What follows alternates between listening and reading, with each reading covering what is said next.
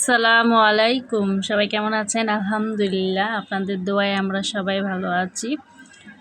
নিয়ে আসলাম আরেকটি ভিডিও। তো এতে এখানে আমি আর কি কিছুদিন ধরে আমার ননদকে নিয়ে দৌড়াদৌড়ি করতেছি, তো সেজন্য আমি রান্নাবান্না ঠিক মতন করতে পারতাছি না। ওই সকালে নিয়ে যেতে হয় ওরে, তারপরে আবার রাত্রে নিয়ে যেতে হয়। তো এই দৌড়াদৌড়িতে পেরেশানিতে আছি। তো বাসায় এসে আবার যাই হোক টুকটাক কাজ আছে, ও তো আর পারে না কিছু করতে। তো এই তো 2 বাচ্চার গোসল টোসল, খাওয়া দাওয়া, ঘর একটু গুছানো গাছানো, তো এই নিয়েই থাকি।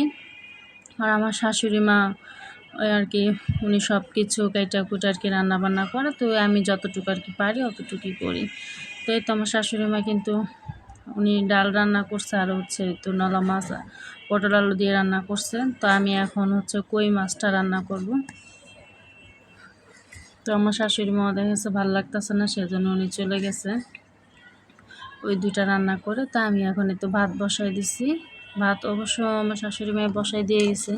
তো এই তো ভাত হইতেছে, আর এই তো আমি এখন মাছটাকে ভালোভাবে পরিষ্কার করছি। মাছ পরিষ্কার করতে যে আমার পুরো আধাটা ঘন্টা লাগছে। মানে কই মাছ হচ্ছে মানে কী করবো, একটা কী বলবো আর, কাজ বাড়ানোর মাছ আর কি।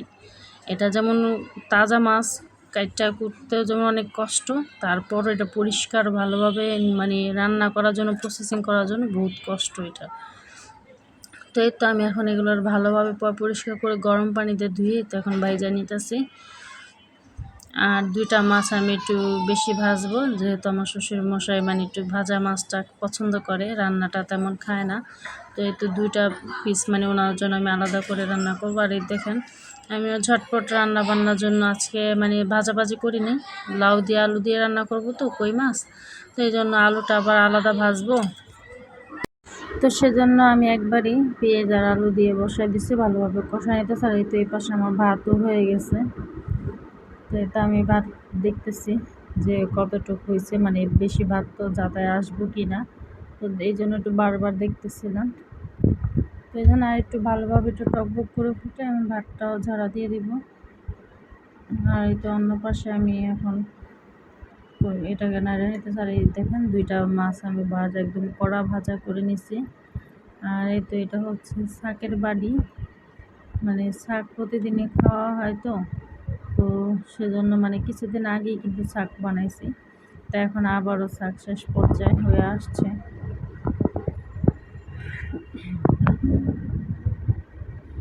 দেখুন শাক,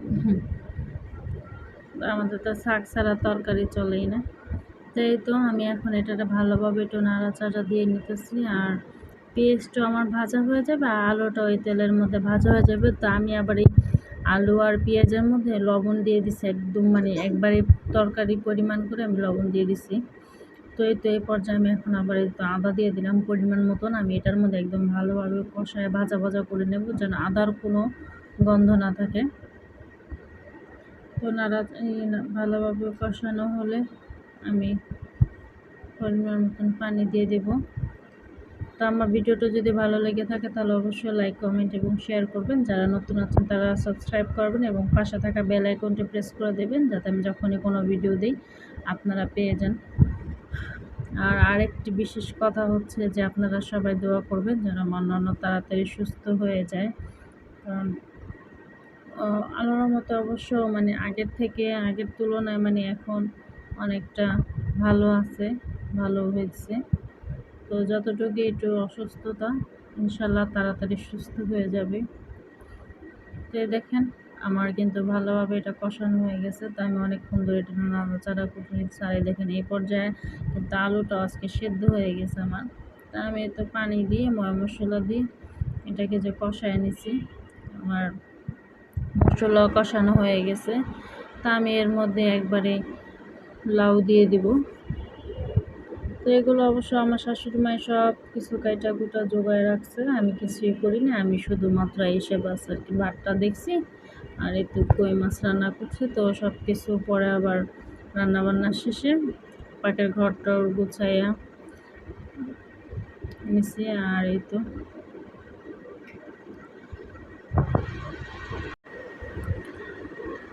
তো লাউ কাইটা রাখা, কাইটা ধুয়ে রাখছে। তো আমি সেই লাউটা এখন এতে দিয়ে নেব। এটা একদম একটু ভালোভাবে আমি মশলার সাথে মিশাবো, বেশি তেমন একটা কষাবো না, তো একটু জাস্ট মানে মিশাতে যতক্ষণ। এমনিতে আমার মশলা ভালোভাবে হয়ে গেছে, তো আমি এটাকে ভালোভাবে নাড়াচাড়া দিয়ে পরিমাণ মতন একবারে পানি দিয়ে দিব, মানে আলাদাভাবে, মানে এটাকে আর সিদ্ধ করবো না, কষাবো না, কারণ লাউ তো এটাকে একবারে সিদ্ধ রান্না করলে এটা ভালো হয়। তা না হলে এটা আপনি যদি বারবারই করেন, দেখা যাচ্ছে আমি যদি কষার পরে আবার পানি দিই, তাহলে এটা মানে ছটা ধরে যাবে, ভালোভাবে সিদ্ধ নরম হবে না। তো একসাথে দিয়ে দিলে দেখেন আমি কিন্তু পানি দিয়ে এক ঢাকা দিয়েই রাখছি, আর এই পাশে কিন্তু আমার হয়ে গেছে। আর আমি রান্নার পাশাপাশি যে মানে যা থালা বাসন যা কিছু নষ্ট হয় আমি তা কিন্তু সাথে সাথে ধুয়ে ফেলাই। তো এই তো রান্নার মানে এদিকে রান্না চলো, ওদিক দিয়ে আমার বাড়তি কোনো কাজও আমি করে সেরে রাখি, তা না হলে দেখা যায় কি রান্না শেষে মানে সব একসাথে কাজ জমে থাকে। তো এই তো হয়ে গেছে, আমি এই পর্যায়ে শাক দিয়ে এই তো এখন মাছ দিয়ে দিতেছি। মাছটা দিয়ে তারপর আমি ঢাকা দিয়ে রাখবো। এই তো হয়ে গেছে আমার তরকারি।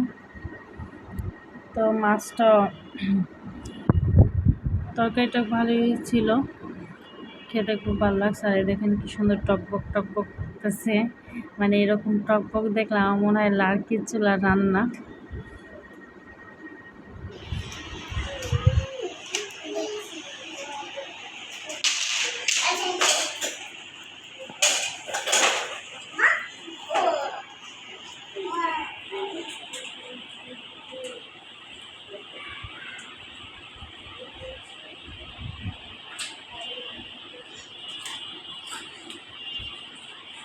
কি করতেছো তোমরা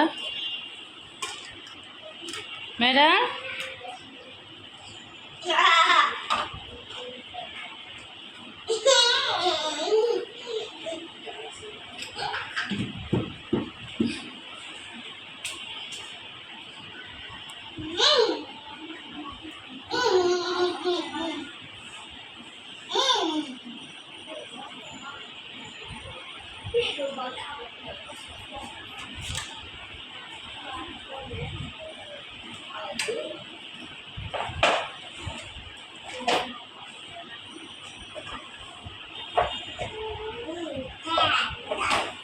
ওই যে না মোহনা তোমার পুতুল দেখ।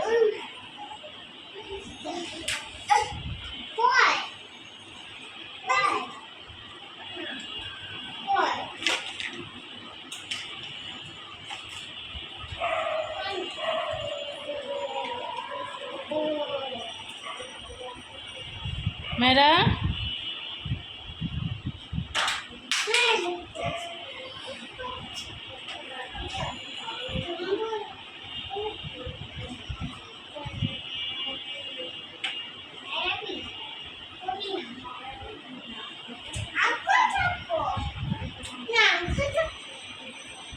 মোহন এটা কি?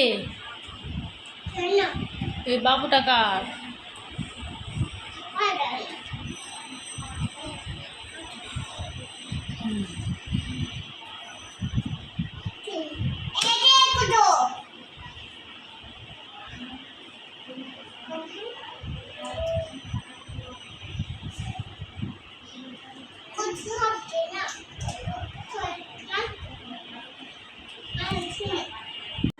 তো এই তো দেখতেই পেলেন তারা দুজনে কি খেলা খেলতেছিল। আর এই তো এদিকে এই তো বিকেলবেলা আবারও যাবো ডাক্তারখানায় নিয়ে। তো আজকে ডাক্তার দেখাবো, আজকে সিরিয়াল দেওয়া আছে। এই তো চলে গেলাম আমরা তিনজন মিলে।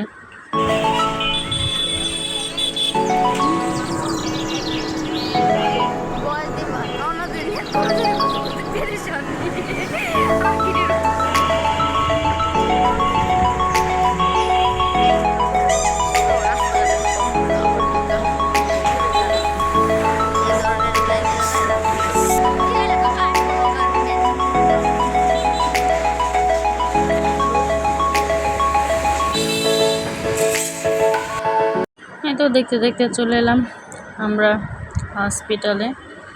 তো ডাক্তার আছেন, এখন এই তো আমরা অপেক্ষা করব রিপোর্ট নিয়ে, তারপর ডাক্তার দেখাবো। আর এই তো আমি কাউন্টারে থেকে ফাইল জমা করে এখন এই তো এখানে চলে আসলাম। এটা হচ্ছে একটা নতুন স্পেস, নতুন এরিয়া করছে। এটা এর আগে যখন আবার আসছিলাম তখন আবার এই এরিয়াটা দেখিনি, তো এখন আবার নতুন সিস্টেম করছে। এই পাশটা আপনার পুরোটাই রিপোর্ট কালেকশনের করছে। আর দেখেন অন্য পাশে মোহন আমার সাথে কথা বলতেছিল যে হসপিটালে এক একজনে বাবুরা আসে, তো বাবু দেখে আর বাবুরা চলে যায়, তো সেজন্য ও শুধু বলে যে বাবুরা কই, বাবুরা কই। তো এই তো আজকের ভিডিওটা এ পর্যন্ত। কি সবাই ভালো থাকবেন এবং সুস্থ থাকবেন, আমার ননদের জন্য বেশি বেশি দোয়া করবেন। আল্লাহ হাফেজ।